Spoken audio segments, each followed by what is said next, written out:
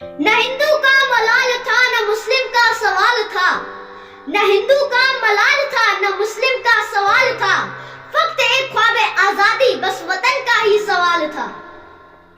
जरा आंखें बंद करो और उस दौर में चलो जब हम बरतानिया के खिलाफ लड़ रहे थे।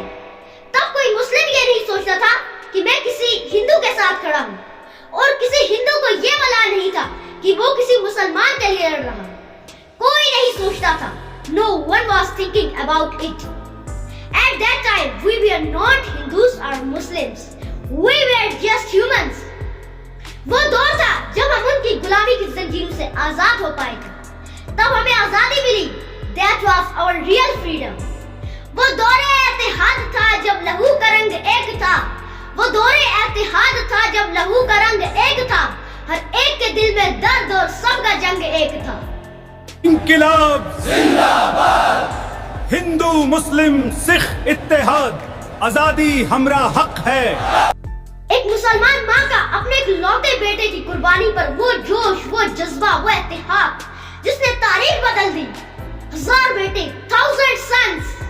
मगर जैसे ही वो गोरे गए, हमें वो लकीरें दे गए जिसने सिर्फ जमीन ही नहीं हमारे दिल बांट दिए। They divided our hearts।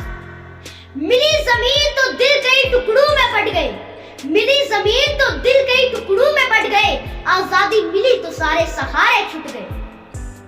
जरा सोचो, पंजाब बांटा गया, गुजरात की सरहदें लगी, लेकिन आज वहाँ कोई ड्रामा नहीं लगा रहता, वहाँ कोई तमाशा नहीं लगा रहता। और मेरे कश्मीर को देखो, इसे एक ऐसी हॉटस्पॉट जगह, एक ऐसी दुकान बनाकर रख दिया है जहाँ पिछले 70 साल से मासूमों के खून का स्वाद हो रहा है, स्वाद हो रहा है। It's a dirty business. मेरा कश्मीर सुलगता है जहाँ खून का सौदा है, मेरा कश्मीर सुलगता है जहाँ खून का सौदा है। इंसानियत सस्ती है वहाँ बारूद का पौधा है। मैं आज पाकिस्तान में बसने वाले अपने भाइयों से मुखातिब हूँ। अगर आप वाकई अमन चाहते हैं तो सरहद पार बंदूकें भेजना बंद कीजिए। आगे बढ़ो, जल्दी। अंधेरा होने वाला है भाई, चलें।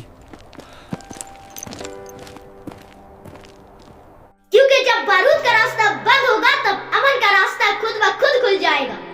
मुलाकातों के रास्ते खुद ब खुद खुल जाएंगे। और सबसे ज्यादा दर्दनाक बात देखो, जब भी हमारे दरमियान जंग के बादल मंडलाते हैं, जब भी हालात संगीन होते हैं, तो फौरन अमेरिका बीच में आता है। वो क्यों आता है? Why does he intervene? वो इसलिए आता है ताकि हमारी कमजोरियों का फायदा उठाकर हमें अपनी उंगलियों पर नचा सके। हम कब तक इन बैरूनी इशारों और जंगी जहाजों के साए में जीते रहेंगे? ये मदाखिलत बंद करो। Stop this interference। जहाँ पेट हो भूखा वहाँ मजहब नहीं रहता, जहाँ पेट हो भूखा वहाँ मजहब नहीं रहता। इंसान तो रहता है मगर अदब नहीं रहता। पाकिस्तान की तारीख उठाकर देख लो, बात कड़वी है मगर सच्ची जरूर है। ये कैसी आजादी है जहाँ आज तक एक भी प्राइम मिनिस्टर को उसकी 5 साल मुद्दत पूरी नहीं करने दी गई।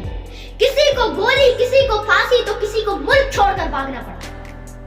इमरान खान जैसा ग्रेट लीडर अगर आज जेल में है तो ये इत्तेफाक नहीं, ये महज इत्तेफाक नहीं है। कौन चाहता था कि वो अंधा हो? पाकिस्तान की आवाम तो नहीं चाहती थी, फिर वो क्यों अंधा हो रहा है? ये इत्तेफाक नहीं है। ये कैसी हुक्मरानी है? ये कैसा निजाम है? ये कैसी हुक्मरानी है? ये कैसा निजाम है?